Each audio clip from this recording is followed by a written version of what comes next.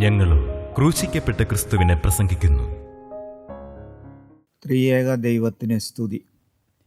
കർത്താവായ യേശുക്രിസ്തുവിൻ്റെ അതിപരിശുദ്ധ നാമം മഹത്വപ്പെടുമാറാകട്ടെ. മനോഹരമായ ഒരു നല്ല ദിവസം കർത്താവിൻ്റെ സന്നിധിയിലായിരിക്കാൻ, ദൈവവചനത്തിൽ നിന്ന് ചിന്തിക്കുവാനും ജീവിതത്തെ പരിശോധിക്കുവാനും കർത്താവ് നമുക്ക് ആയുസ്സും ആരോഗ്യവും തന്നതോർത്ത് ഞാൻ എൻ്റെ ദൈവത്തെ സ്തുതിക്കുന്നു. തിരുവചനത്തിൽ നിന്ന് ഒരു വേദഭാഗം വായിക്കാം. 2 കൊരിന്ത്യർ ലേഖനം 13 അധ്യായത്തിൻ്റെ 5 വാക്യം. നിങ്ങൾ വിശ്വാസത്തിലിരിക്കുന്നുവോ എന്ന് നിങ്ങളെ തന്നെ പരീക്ഷിപ്പീൻ, നിങ്ങളെ തന്നെ ശോധന ചെയ്യുവീൻ. നിങ്ങൾ കൊള്ളരുതാത്തവർ അല്ല എന്ന് വരികിൽ യേശുക്രിസ്തു നിങ്ങളിൽ ഉണ്ട് എന്ന് നിങ്ങളെ തന്നെ അറിയുന്നില്ലയോ? നിങ്ങൾ വിശ്വാസത്തിലിരിക്കുന്നുവോ എന്ന് നിങ്ങളെ തന്നെ പരീക്ഷിപ്പീൻ, നിങ്ങളെ തന്നെ ശോധന ചെയ്യുവീൻ. അതിൻ്റെ ഇംഗ്ലീഷ് പരിഭാഷ ഇങ്ങനെയാണ്: examine yourself to see whether you are in the faith. ഇത് കൊരിന്ത്യ സഭയിലെ ദൈവമക്കളോട് അപ്പോസ്തലനായ പൗലോസിൽ കൂടി ദൈവത്തിൻ്റെ ആത്മാവ് അവരുടെ അവസ്ഥ ചൂണ്ടിക്കാണിച്ചുകൊണ്ട് അവരുടെ വിശ്വാസം എങ്ങനെ ഇരിക്കുന്നുവെന്ന് ദൈവത്തിൻ്റെ ആത്മാവ് അവരോട് സംസാരിക്കുകയാണ്. അപ്പോസ്തലനായ പൗലോസ് തൻ്റെ 2ാമത്തെ മിഷണറി യാത്രയിൽ ആണ് ഈ കൊരിന്ത്യ സഭ സ്ഥാപിക്കുന്നത്. അവിടെ ഏതാണ്ട് 1.5 വർഷത്തോളം നിന്ന് കർത്താവിൻ്റെ വേല ചെയ്തു. അനേകർ മാനസാന്തരപ്പെട്ടു. അതിനുശേഷം അപ്പോസ്തലൻ അവിടുന്ന് പോരുമ്പോൾ അപ്പൊല്ലോസാണ് അങ്ങോട്ട് ചെന്നത്. അനേകർ മാനസാന്തരപ്പെട്ടു, രക്ഷയുടെ അനുഭവത്തിലേക്ക് വന്നെങ്കിലും ആ സഭയെക്കുറിച്ച് പിന്നീട് അപ്പോസ്തലൻ വേദനയോടെ ചോദിക്കുന്നു. ഗലാത്യർ ലേഖനം 13 അധ്യായത്തിൻ്റെ 3 വാക്യം. ക്രിസ്തു എന്നിൽ സംസാരിക്കുന്നു എന്നതിനെ നിങ്ങൾ തുമ്പന്വേഷിക്കുന്നുവല്ലോ. അവൻ നിങ്ങളെ സംബന്ധിച്ച് ബലഹീനനല്ല, നിങ്ങളിൽ ശക്തൻ തന്നെ. ക്രിസ്തു എന്നിൽ സംസാരിക്കുന്നുവെന്ന് നിങ്ങൾ തുമ്പന്വേഷിക്കുന്നുവല്ലോ. അവരുടെ ജീവിതത്തിൽ വീണ്ടും പാപം വന്നു, വീണ്ടും പിന്മാറ്റത്തിലേക്ക് പോയി. ഈ അവസാനത്തെ അധ്യായം എഴുതുമ്പോഴും ഏറെ വേദനയോടുകൂടിയാണ് അപ്പോസ്തലൻ ഇത് പറയുന്നത്. പിന്നീട് വായിച്ച വാക്യം: നിങ്ങൾ വിശ്വാസത്തിലിരിക്കുന്നു എന്ന് നിങ്ങളെ തന്നെ പരീക്ഷിപ്പീൻ, നിങ്ങളെ തന്നെ ശോധന ചെയ്യുവീൻ. ഇത് കൊരിന്ത്യ സഭയിലേക്കുള്ള ദൂതാണെങ്കിലും നാം നമ്മുടെ ജീവിതത്തിലേക്കൊന്ന് തിരിഞ്ഞു നോക്കണം. നമ്മുടെ വിശ്വാസം എങ്ങനെ ഇരിക്കുന്നു? അതെങ്ങനെയാണ് തിരിച്ചറിയുന്നത്? വിശ്വാസത്തിൻ്റെ പരിശോധന വിലയേറിയതെന്ന് നാം വേദപുസ്തകത്തിൽ വായിക്കുന്നുണ്ട്. പരിശോധനയുടെ മധ്യത്തിൽ നാം വിശ്വാസത്തിൽ ഉറച്ചു നിൽക്കുമോ, ക്രിസ്തുവിനോടുള്ള വിശ്വാസത്തിൽ ഉറച്ചു നിൽക്കുമോ എന്നുള്ളതാണ് നാം നമ്മിലേക്ക് തന്നെ ഒന്ന് ശോധന ചെയ്ത് ചിന്തിക്കേണ്ടത്. വിശ്വാസത്തിൽ ഇരിക്കുന്നുവോ എന്ന് നിങ്ങളെ തന്നെ ശോധന ചെയ്യുക. അത് ഒരു ചുമതലയായിട്ട്, ഒരു മുന്നറിയിപ്പായിട്ട്, അല്ലെങ്കിൽ ഒരു ഉത്തരവാദിത്തമായിട്ടാണ് കർത്താവിൻ്റെ ആത്മാവ് അവിടെ പറയുന്നത്. ഒരു വ്യക്തിപരമായ ഉത്തരവാദിത്വം നാം നമ്മിലേക്ക് തന്നെ നോക്കണം. മറ്റുള്ളവർക്ക് ആർക്കും അറിയാൻ പാടില്ല നമ്മുടെ വിശ്വാസം എങ്ങനെ ഇരിക്കുന്നുവെന്ന്, വിശ്വാസത്തിൻ്റെ ആഴം എങ്ങനെ ഇരിക്കുന്നുവെന്ന് മറ്റുള്ളവർക്ക് ആർക്കും അറിയാൻ സാധ്യമല്ല. അതുകൊണ്ടാണ് നാം നമ്മെ തന്നെ പരിശോധിക്കണമെന്ന് പറയുന്നത്. നമ്മൾ വിശ്വാസത്തിൽ നിലനിൽക്കുന്നുണ്ടോ എന്ന്. വിശ്വാസത്തിൽ നാം നിലനിൽക്കണം. അപ്പോസ്തല പ്രവൃത്തികൾ വായിക്കുമ്പോൾ അതിൻ്റെ 14 അധ്യായത്തിൻ്റെ 22 വാക്യത്തിൽ അപ്പോസ്തലൻ അവിടെ പറയുന്നുണ്ട് വിശ്വാസത്തിൽ നിലനിൽക്കണമെന്ന്, വിശ്വാസത്തിൽ നാം സ്ഥിരതയുള്ളവരായിരിക്കണമെന്ന്. മാനസാന്തരത്തിൻ്റെ അനുഭവത്തിലേക്ക് കടന്നു വരുമ്പോൾ നമുക്ക് നല്ല വിശ്വാസമാണ്. തുടക്കത്തിൽ അതിൻ്റെ ആരംഭത്തിൽ നല്ല വിശ്വാസമാണ്. പക്ഷേ അത് നിലനിർത്തുക എന്നുള്ളതാണ് വളരെയേറെ പ്രയാസമുള്ള കാര്യം. അവിടെ നമുക്കൊന്ന് വായിക്കാം. അപ്പോസ്തല പ്രവൃത്തി 14 അധ്യായത്തിൻ്റെ 22 വാക്യം. വിശ്വാസത്തിൽ നിലനിൽക്കണമെന്നും. വിശ്വാസത്തിൽ നിലനിൽക്കണം, വിശ്വാസത്തിൽ നിലനിൽക്കണം. ഒരിക്കൽ ലഭിച്ച വിശ്വാസം നഷ്ടപ്പെടാൻ സാധ്യതയുണ്ട്. അതുകൊണ്ട് നാം വളരെ സൂക്ഷ്മതയോടെ നാം ജീവിക്കണം. ഈ യോഹന്നാന്റെ സുവിശേഷം 8 അധ്യായം നാം വായിക്കുമ്പോൾ 31 വാക്യം. തന്നിൽ വിശ്വസിച്ച യഹൂദന്മാരോട് യേശു, എൻ്റെ വചനത്തിൽ നിലനിൽക്കുന്നുവെങ്കിൽ നിങ്ങൾ വാസ്തവമായി എൻ്റെ ശിഷ്യന്മാരായി സത്യമറിയുകയും സത്യം നിങ്ങളെ സ്വതന്ത്രന്മാരാക്കുകയും ചെയ്യും എന്ന് പറഞ്ഞു.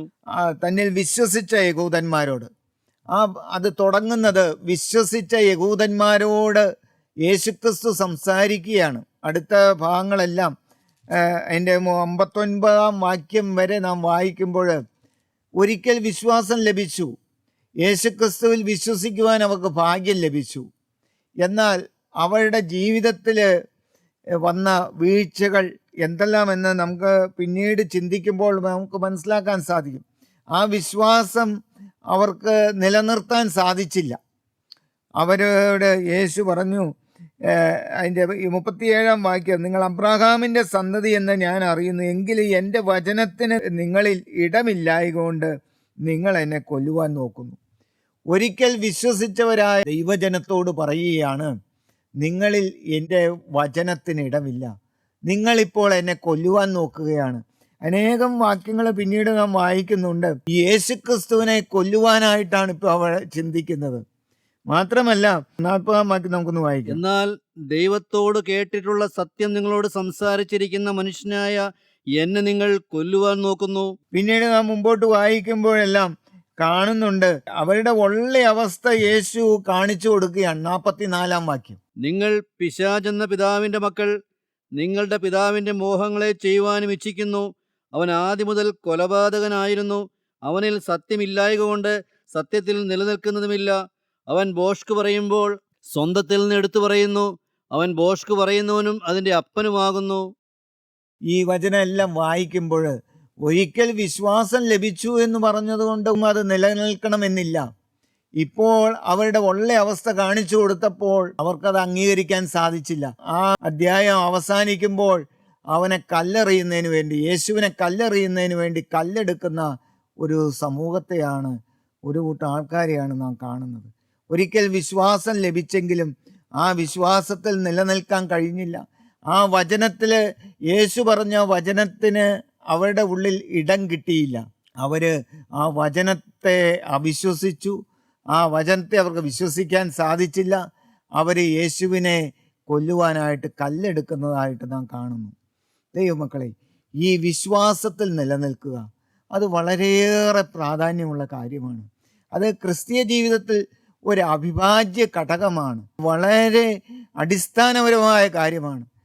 വിശ്വാസമില്ലാതെ ക്രിസ്തീയ ജീവിതത്തിൽ ഒരിക്കലും മുമ്പോട്ട് പോകാൻ സാധ്യമല്ല. അതുകൊണ്ടാണ് യേശുക്രിസ്തു തന്നെ പറഞ്ഞു, വിശ്വാസം കൂടാതെ ദൈവത്തെ പ്രസാദിപ്പിക്കുവാൻ സാധ്യമല്ല. വിശ്വാസമില്ലെങ്കിൽ നമുക്ക് ആർക്കും ദൈവത്തെ പ്രസാദിപ്പിക്കുവാൻ സാധ്യമല്ല. വചനം കേൾക്കുന്നുണ്ടായിരിക്കാം, കൂട്ടായ്മയ്ക്ക് വരുന്നുണ്ടായിരിക്കാം, ഓടി നടന്ന് ദൈവവേല ചെയ്യുന്നുണ്ടായിരിക്കാം, കുറച്ചുകൂടി അധികമായിട്ട് ചിന്തിച്ചാൽ വചനം പറയുന്നുണ്ടായിരിക്കാം, തീയുടെ വചനം പറയുന്ന വ്യക്തിയായിരിക്കാം. പക്ഷേ ജീവിതം പരിശോധിക്കുക. ജീവിതത്തിൽ എനിക്ക് വിശ്വാസമുണ്ടോ, എനിക്ക് ഉറച്ച ക്രിസ്തുവിൽ ഉറച്ച ഒരു വിശ്വാസമുണ്ടോ എന്ന് നാം നമ്മെ തന്നെ പരിശോധിക്കുക. യേശു ക്രിസ്തു പറഞ്ഞു, യോഹന്നാന്റെ സുവിശേഷം 6-ാം അധ്യായത്തിന്റെ 29 വാക്യം, ദൈവത്തിന് പ്രസാദമുള്ള പ്രവൃത്തി അവൻ അയച്ചവനിൽ നിങ്ങൾ വിശ്വസിക്കുന്നത് അത്രയെന്ന് ഉത്തരം പറഞ്ഞു. ദൈവത്തിന് പ്രസാദമുള്ള പ്രവൃത്തി അവൻ അയച്ചവനിൽ നിങ്ങൾ വിശ്വസിക്കുന്നത് അത്രേ. വിശ്വാസം, ആ വിശ്വാസം നമ്മുടെ ജീവിതത്തിൽ എത്രമാത്രമുണ്ട്.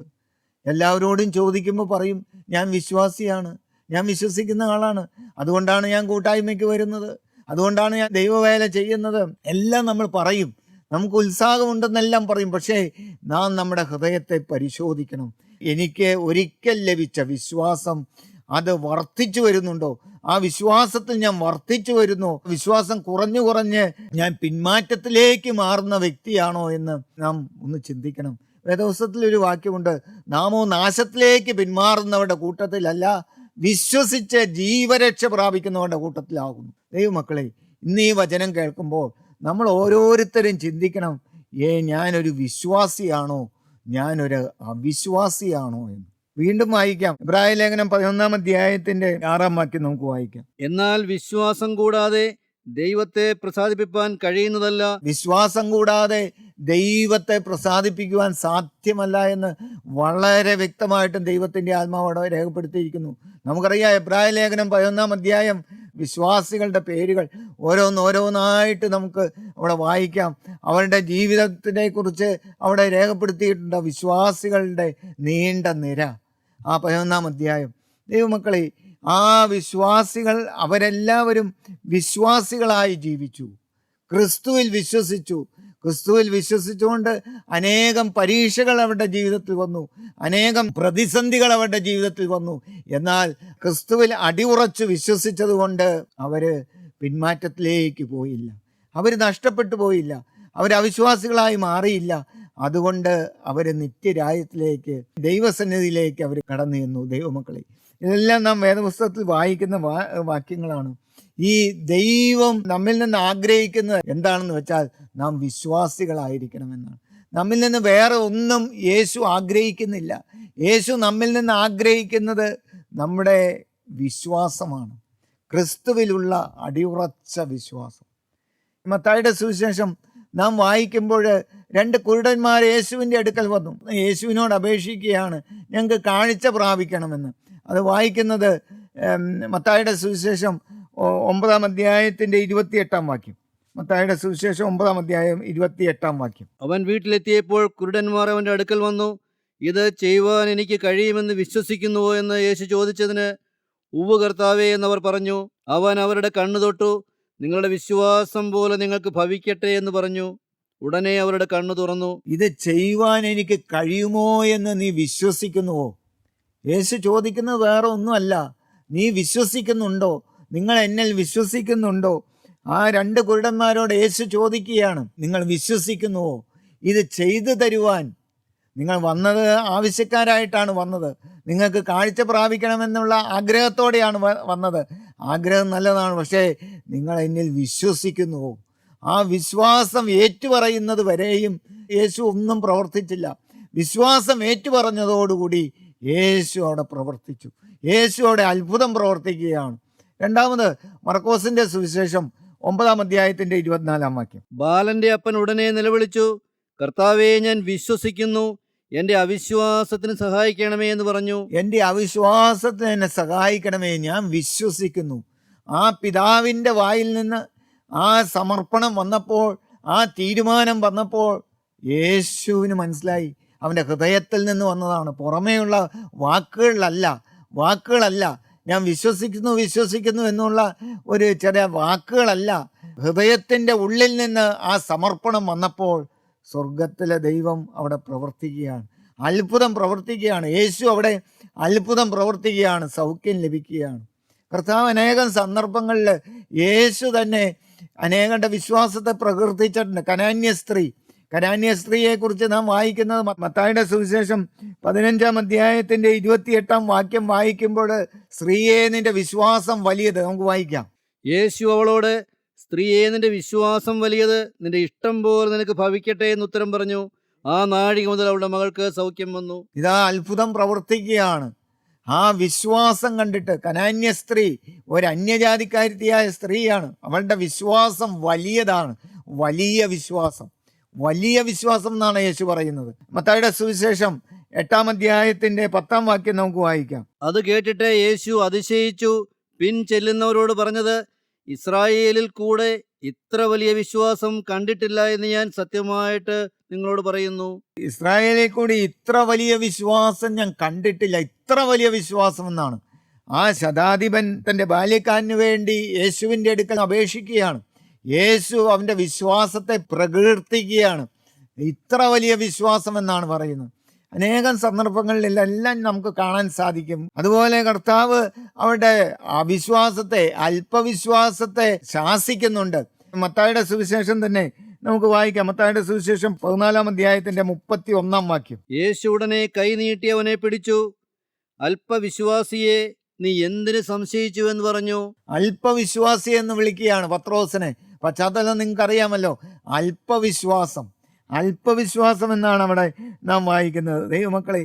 അതുപോലെ തന്നെ കർത്താവ് സ്വന്തം പൃഥുദേശത്ത് ചെന്നു. മർക്കോസിന്റെ സുവിശേഷം 6-ാം അധ്യായത്തിന്റെ 6-ാം വാക്യം നമുക്ക് വായിക്കാം. അവരുടെ അവിശ്വാസം ഹേതുവായി അവൻ ആശ്ചര്യപ്പെട്ടു. കർത്താവ് തന്റെ പൊതുനഗരത്തിൽ ചെന്നപ്പോൾ അവന്റെ ഉപദേശം കേട്ട് വിസ്മയിച്ചു, അവൻകൽ ഇടറിപ്പോയെന്ന് നാം വായിക്കുന്നു. അവിടെ നാം വായിക്കുന്നത് അവിശ്വസിച്ചു. അവിശ്വാസം നിമിത്തം യേശുവിന് ഒന്നും ചെയ്യാൻ സാധിച്ചില്ല. ദൈവമക്കളെ, ഇതെല്ലാം നാം വായിക്കുമ്പോൾ, ഈ ഭാഗങ്ങളെല്ലാം വായിക്കുമ്പോൾ നമ്മെ തന്നെ നാം ഒന്ന് പരിശോധിക്കണം. നമ്മിലെ വിശ്വാസം എങ്ങനെ ഇരിക്കുന്നു? അത് അവിശ്വാസമാണോ? അല്ല, ഇന്നോ അവിശ്വാസത്തോടു കൂടിയാണോ നാം വചനം കേൾക്കുന്നത്? അതെയോ ഇന്നും അല്പവിശ്വാസമാണോ? വീണ്ടും എബ്രായ ലേഖനത്തിൽ നാം വായിക്കുന്നുണ്ട്, അതിൻ്റെ മൂന്നാം അധ്യായത്തിൻ്റെ 19 വാക്യത്തിൽ, ഇങ്ങനെ അവിശ്വാസം നിമിത്തം അവർക്ക് പ്രവേശിപ്പാൻ കഴിഞ്ഞില്ല എന്ന് നാം കാണുന്നു. അവിശ്വാസം നിമിത്തം അവർക്ക് പ്രവേശിക്കാൻ കഴിഞ്ഞില്ല. ദൈവമക്കളെ, അവിശ്വാസം എന്ന് ദുഷ്ടഹൃദയം നിങ്ങൾ ആർക്കും ഉണ്ടാകാതിരിപ്പാൻ സൂക്ഷിച്ചു കൊള്ളുവീനെന്ന് എബ്രായ ലേഖനത്തിൽ വായിക്കുന്നുണ്ട്. അവിശ്വാസം. ദൈവമക്കളെ, ഇതെല്ലാം നാം ചിന്തിക്കുക. വചനം കേട്ടുകൊണ്ടിരിക്കുമ്പോൾ നാം നമ്മെ തന്നെ പരിശോധിക്കുക. ഇന്ന് ക്രിസ്തു എന്നിൽ പ്രസാദിക്കുന്നുണ്ടോ? ക്രിസ്തു പ്രസാദിക്കുന്ന ഒരു ജീവിതം, ആ വിശ്വാസത്തിൽ അടിയുറച്ചുകൊണ്ട്, ക്രിസ്തുവാകുന്ന പാറയിൽ അടിയുറച്ച് നിന്നുകൊണ്ടാണോ ഞാൻ മുമ്പോട്ട് പോകുന്നതെന്ന് ദൈവമക്കളെ നമ്മെ തന്നെ പരിശോധിച്ച് നോക്കുക. വിശ്വാസം കൂടാതെ ആർക്കും ദൈവത്തെ പ്രസാദിപ്പിക്കുവാൻ സാധിക്കില്ല. വിശ്വാസം എന്ന പാറയിൽ നാം അടിസ്ഥാനമിടണം. അതുകൊണ്ടാണ് കർത്താവ് പറഞ്ഞത്, തൻ്റെ ഗിരിപ്രഭാഷണം അവസാനിക്കുമ്പോൾ 7-ാം അധ്യായം അവസാനിക്കുമ്പോൾ കർത്താവ് പറയുന്നുണ്ട്, ആ ഉപമയിൽ കൂടി പറയുന്നുണ്ട്. 7-ാം അധ്യായത്തിൻ്റെ 24 മുതൽ വായിക്കാം. ആകയാൽ എൻ്റെ ഈ വചനങ്ങളെ കേട്ട് ചെയ്യുന്നവനൊക്കെയും പാറമേൽ വീട് പണിത ബുദ്ധിയുള്ള മനുഷ്യനോട് തുല്യനാകുന്നു. വൻമഴ ചൊരിഞ്ഞു, നദികൾ പൊങ്ങി, കാറ്റടിച്ചു, ആ വീട്ടിന്മേൽ അലച്ചു. അത് പാറമേൽ അടിസ്ഥാനമുള്ളതാകിയാൽ വീണില്ല. എൻ്റെ ഈ വചനങ്ങളെ കേട്ട് ചെയ്യാത്തവനൊക്കെയും മണലിന്മേൽ വീട് പണിത മനുഷ്യനോട് തുല്യനാകുന്നു. വൻമഴ ചൊരിഞ്ഞു, നദികൾ പൊങ്ങി, കാറ്റടിച്ചു, ആ വീട്ടിന്മേൽ അലച്ചു. അത് വീണു, അതിൻ്റെ വീഴ്ച വലിയതായിരുന്നു. ബുദ്ധിയുള്ള മനുഷ്യനെ പോലെ പാറമേൽ വീട് പണിത ബുദ്ധിയുള്ള മനുഷ്യൻ. ദൈവമക്കളെ, ക്രിസ്തുവാകുന്ന പാറയിൽ അടിസ്ഥാനം ഇടണമെങ്കിൽ ആ ക്രിസ്തുവിൽ നമുക്ക് അടിയുറച്ച വിശ്വാസം ഉണ്ടായിരിക്കണം. ക്രിസ്തു എന്ന പാറയിൽ അടിസ്ഥാനമിടുക. അതിൽ ആ അടിസ്ഥാനം ഇട്ട് കഴിഞ്ഞാൽ ഏതെല്ലാം പ്രശ്നങ്ങൾ വന്നാലും, ഏതെല്ലാം പ്രതികൂലങ്ങൾ ജീവിതത്തേക്ക് ആഞ്ഞടിച്ചാലും നാം വീണു പോകില്ല. എന്തുകൊണ്ട്? ഞാൻ ക്രിസ്തുവിലാണ് അടിസ്ഥാനം ഇട്ടിരിക്കുന്നത്. എൻ്റെ ദൈവത്തിലാണ് ഞാൻ അടിസ്ഥാനം ഇട്ടിരിക്കുന്നത്. അതുകൊണ്ട് ഒരിക്കലും കുലുങ്ങി പോകേണ്ടി വരില്ല. നമ്മിലേക്ക് തന്നെ തിരിഞ്ഞു നോക്കുക. എൻ്റെ അടിസ്ഥാനം എവിടെയാണ്? ഞാൻ ക്രിസ്തുവിനെ നോക്കിയാണോ ജീവിക്കുന്നത്? ക്രിസ്തുവാകുന്ന ആ പാറയിൽ ഞാൻ അടിസ്ഥാനം ഇട്ടിരിക്കുന്നു. എൻ്റെ ജീവിതത്തിലെ അന്ത്യം വരെയും ഇനി ക്രിസ്തുവിൽ നിന്ന് എന്നെ ഒരു ശക്തിക്ക് മാറ്റുവാൻ സാധിക്കില്ല. ഏതെല്ലാം പ്രലോഭനങ്ങൾ വന്നാലും, ഏതെല്ലാം പ്രശ്നങ്ങൾ എൻ്റെ ജീവിതത്തിൽ ആഞ്ഞടിച്ചാലും ക്രിസ്തുവിൽ നിന്ന് ഞാൻ മാറിപ്പോകില്ല. ദൈവമക്കളെ, വിശ്വാസം കുറഞ്ഞുകൊണ്ടിരിക്കുന്ന ഒരു കാലയളവിലാണ് നാം ജീവിക്കുന്നത്. ഇന്ന് അവിശ്വാസം പെരുകിക്കൊണ്ടിരിക്കുകയാണ്. ഇന്ന് അവിശ്വാസം ഓരോ ദിവസം കഴിയുന്തോറും വർദ്ധിച്ചു കൊണ്ടിരിക്കുകയാണ്. കർത്താവ് ഒരിക്കൽ ചോദിച്ചു, മനുഷ്യപുത്രൻ വരുമ്പോൾ വിശ്വാസം കണ്ടെത്തുമോ എന്ന്. ലൂക്കോസിന്റെ സുവിശേഷം 18-ാം അധ്യായം നാം വായിക്കുമ്പോൾ 8-ാം വാക്യം, വേഗത്തിൽ അവരെ പ്രതിക്രിയ നടത്തി രക്ഷിക്കയില്ലയോ എന്ന് ഞാൻ നിങ്ങളോട് പറയുന്നു. എന്നാൽ മനുഷ്യപുത്രൻ വരുമ്പോൾ അവൻ ഭൂമിയിൽ വിശ്വാസം കണ്ടെത്തുമോ എന്ന് കർത്താവ് പറഞ്ഞു. മനുഷ്യപുത്രൻ വരുമ്പോൾ അവൻ ഭൂമിയിൽ വിശ്വാസം കണ്ടെത്തുമോ എന്ന് കർത്താവ് പറഞ്ഞു. ദൈവമക്കളെ, വിശ്വാസം നഷ്ടപ്പെട്ടുകൊണ്ടിരിക്കുന്ന ഒരു തലമുറയിൽ, വക്രതയും കോട്ടവും ഉള്ള തലമുറയിൽ, ദോഷവും വ്യഭിചാരവുമുള്ള തലമുറയുടെ മധ്യത്തിൽ നാം ഇന്ന് ജീവിക്കുന്നു. എന്നാൽ ഈ തലമുറയുടെ മധ്യത്തിൽ നമുക്ക് ക്രിസ്തുവിൽ ആശ്രയിക്കാം, ക്രിസ്തുവിലേക്ക് നമുക്ക് നോക്കാം, ക്രിസ്തുവിൽ നമുക്ക് വിശ്വസിക്കാം. ദൈവമക്കളെ, ഈ വിശ്വാസം നമുക്ക് എന്നും വർദ്ധിച്ചു വരുന്നവരായിത്തീരാം. കർത്താവിൽ ഉള്ള അടിയുറച്ച വിശ്വാസം. അപ്പോസ്തലനായ പൗലോസ് തൻ്റെ സാക്ഷ്യം പറയുന്നുണ്ട്. 2 തീമോത്തിയോസിൻ്റെ ലേഖനം അതിൻ്റെ 4-ാം അധ്യായത്തിൻ്റെ 7-ാം വാക്യം, ഇതാ വിശ്വാസം കാത്തു എന്നാണ് നാം വായിക്കുന്നത്. വിശ്വാസം കാത്തു. ഞാൻ നല്ല പോർ പൊരുതു, ഓട്ടം തികച്ചു, വിശ്വാസം കാത്തു. വിശ്വാസം കാത്തു എന്നാണ് നാം വായിക്കുന്നത്. അടിയുറച്ച വിശ്വാസം. ഇതാ വിശ്വാസത്തിൽ ഒരു വ്യതിയാനവും വന്നില്ല. മാനസാന്തരപ്പെട്ടു. ദമസ്കോസിൻ്റെ പടിവാതിൽക്കൽ വെച്ച് ആ പ്രകാശത്തിൽ അവൻ നിലത്ത് വീണു. അവൻ മാനസാന്തരപ്പെട്ടു. ദൈവമക്കളെ, കർത്താവിൻ്റെ വേല ചെയ്തു. ഇതാ അവസാനത്തെ ലേഖനം എഴുതുമ്പോൾ അപ്പോസ്തലൻ പറയുകയാണ്, ഞാൻ വിശ്വാസം കാത്തു എന്ന്. നല്ല പോർ പൊരുതു, ഓട്ടം തികച്ചു, വിശ്വാസം കാത്തു. ദൈവമക്കളെ, നമുക്ക് ആ ഒരു സാക്ഷ്യം പറയുവാൻ സാധിക്കുമോ? നമ്മുടെ ജീവിതത്തിൽ അങ്ങനെ ഒരു സാക്ഷ്യം ഉണ്ടാകുമോ? ദൈവമക്കളെ, അതാണ് ദൈവം പ്രസാദിക്കുന്നത്. സഹോദരങ്ങളെ, ഈ ഭൂമിയിലുള്ള ജീവിതം കൊണ്ട് അതാണ് ക്രിസ്തു നമ്മിൽ കൂടി ആഗ്രഹിക്കുന്നത്. ക്രിസ്തുവിലുള്ള വിശ്വാസം, ക്രിസ്തുവിലുള്ള അടിയുറച്ച വിശ്വാസം.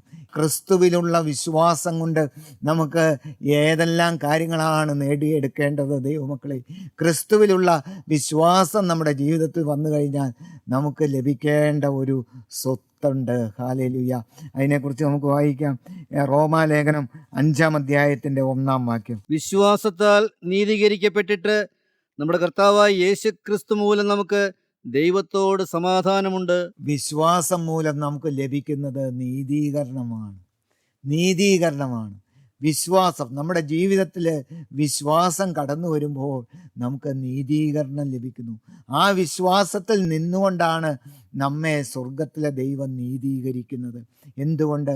നാം എല്ലാവരും നീതി കെട്ടവരാണ്. നാം എല്ലാവരും നീതി കെട്ടവരാണ്. നാം പാപം ചെയ്ത് ദൈവതേജസ് നഷ്ടപ്പെട്ടവരാണ്. നീതിമാൻ ആരുമില്ല, ഒരുത്തൻ പോലുമില്ല എന്നാണ് ദൈവവചനം പറയുന്നത്. റോമാലേഖനത്തിലാണ് അത് നാം വായിക്കുന്നത്. ദൈവമക്കളെ, റോമാലേഖനത്തിൻ്റെ താക്കോൽ വാക്യം തന്നെ നീതീകരണം എന്നുള്ളതാണ്.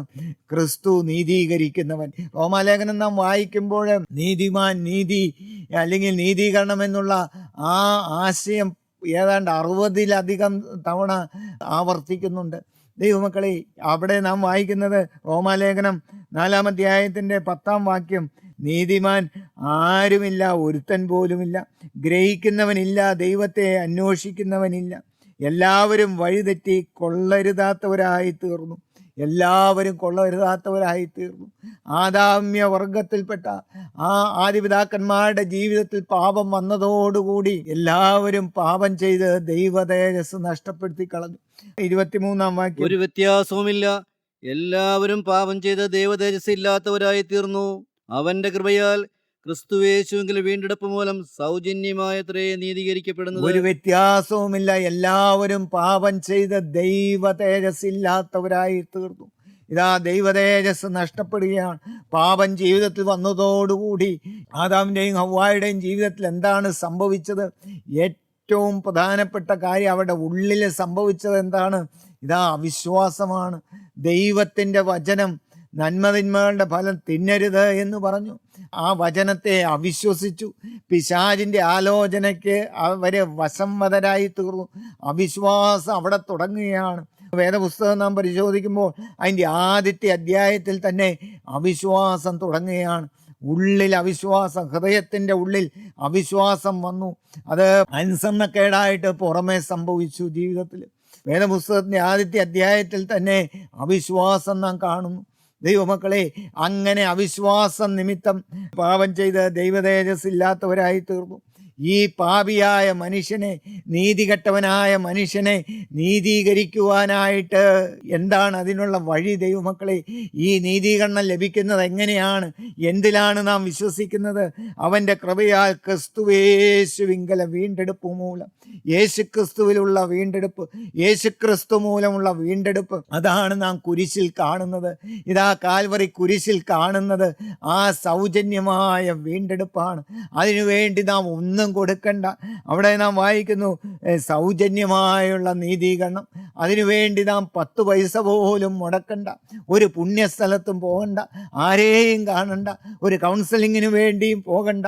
നാം ഇരിക്കുന്ന ഇരിപ്പിൽ ആ ക്രിസ്തുവിലേക്ക് നോക്കുക, യേശുക്രിസ്തുവിലേക്ക് നോക്കുക. യേശുക്രിസ്തുവിൻ്റെ രക്തമാണ് നമ്മെ വീണ്ടെടുത്തിരിക്കുന്നത്. 1 പത്രോസിൻ്റെ ലേഖനം 1-ാം അധ്യായത്തിൽ നാം വായിക്കുന്നത് ഇങ്ങനെയാണ്. 1 പത്രോസിൻ്റെ ലേഖനം 1-ാം അധ്യായത്തിൻ്റെ 17-ാം വാക്യം. മുഖപക്ഷം കൂടാതെ ഓരോരുത്തന്റെ പ്രവൃത്തിക്ക് തക്കവണ്ണം ന്യായം വിധിക്കുന്നതിനെ നിങ്ങൾ പിതാവെന്ന് വിളിക്കുന്നുവെങ്കിൽ നിങ്ങളുടെ പ്രവാസകാലം ഭയത്തോടെ കഴിപ്പീൻ. വ്യർത്ഥവും പിതൃപാരമ്പര്യവുമായുള്ള നിങ്ങളുടെ നടപ്പിൽ നിന്ന് നിങ്ങൾ വീണ്ടെടുത്തിരിക്കുന്നത് പൊന്ന്, വെള്ളി മുതലായി അഴിഞ്ഞു പോകുന്ന വസ്തുക്കളെ കൊണ്ടല്ല, ക്രിസ്തു എന്ന നിർദോഷവും നിഷ്കളങ്കവുമായ കുഞ്ഞാടിൻ്റെ വിലയേറിയ രക്തം കൊണ്ടത്രേ എന്ന് നിങ്ങൾ അറിയുന്നുവല്ലോ. ദൈവമക്കളെ, ക്രിസ്തു നമ്മെ വീണ്ടെടുത്തിരിക്കുന്നു. ക്രിസ്തു എന്ന കുഞ്ഞാടിൻ്റെ വിലയേറിയ രക്തത്താലാണ് നമ്മെ വീണ്ടെടുത്തിരിക്കുന്നത്. അതിന് നാം ഒന്നും ചെയ്യേണ്ട ആവശ്യമില്ല. നാം വിശ്വസിച്ചാൽ മതി. ആ കുരിശിലേക്ക് നോക്കുക. എനിക്ക് വേണ്ടി പിടഞ്ഞു മരിച്ച എൻ്റെ രക്ഷക, ഞാൻ നിന്നെ വിശ്വസിക്കുന്നു. നിന്റെ ക്രൂശ് മരണത്തിൽ ഞാൻ വിശ്വസിക്കുന്നു. നീ എനിക്ക് വേണ്ടി മരിച്ചു. ഞാൻ മരിക്കേണ്ട സ്ഥാനത്ത് എനിക്ക് പകരമായി മരിച്ച എൻ്റെ യേശുവേ, ഞാൻ നിന്നെ വിശ്വസിക്കുന്നു. അവിടുത്തെ രക്തത്താൽ എന്നെ കഴുകണമേ കർത്താവേ. കർത്താവേ, നിന്റെ വചനത്തിൽ വിശ്വസിച്ചുകൊണ്ട് ആ കുരിശിൻ്റെ ചുവട്ടിലേക്ക് ഞാൻ വരുന്നു കർത്താവേ. യേശുക്രിസ്തുവിൻ്റെ രക്തം സകല പാവവും പോക്കി ശുദ്ധീകരിക്കുന്നു. ആ ശുദ്ധീകരിക്കുന്ന രക്തത്താൽ എന്നെ കഴുകണമേ.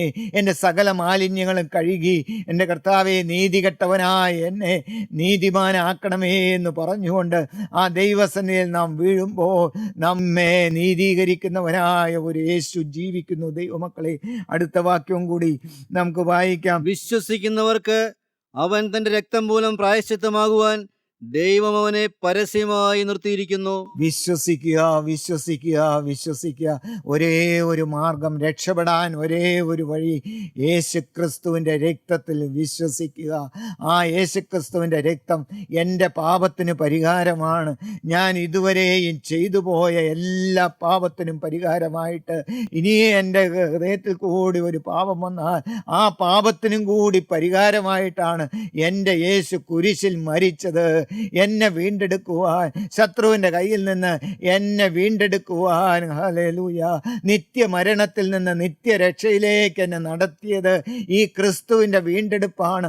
അവിടുത്തെ ക്രൂശ് മരണമാണെന്ന് വിശ്വസിച്ചുകൊണ്ട് നാം ആ പാദപീഠത്തിലേക്ക് കടന്നു വരുന്നുവെങ്കിൽ, അവനെ വിശ്വസിക്കുന്നുവെങ്കിൽ, പാപത്തിനുള്ള പ്രായശ്ചിത്തമായിട്ട് ക്രിസ്തുവിനെ ഇന്ന് പരസ്യമായി നിർത്തിയിരിക്കുകയാണ്. മകനെ, മകളെ, നീ ഇരിക്കുന്ന സ്ഥലത്ത് ക്രിസ്തു വന്ന് നിൽക്കുന്നു. അവനിലേക്ക് നോക്കുക, അവനിലേക്ക് നോക്കുക. പ്രകാശിതരായി അവരുടെ മുഖം ലജ്ജിച്ചു പോയതുമില്ല. നാം ലജ്ജിച്ചു പോകേണ്ടി വരില്ല. നമ്മുടെ പാപങ്ങളെല്ലാം കഴുകിത്തന്ന് നമ്മെ പുതിയ സൃഷ്ടികളാക്കി. ഹല്ലേലൂയ.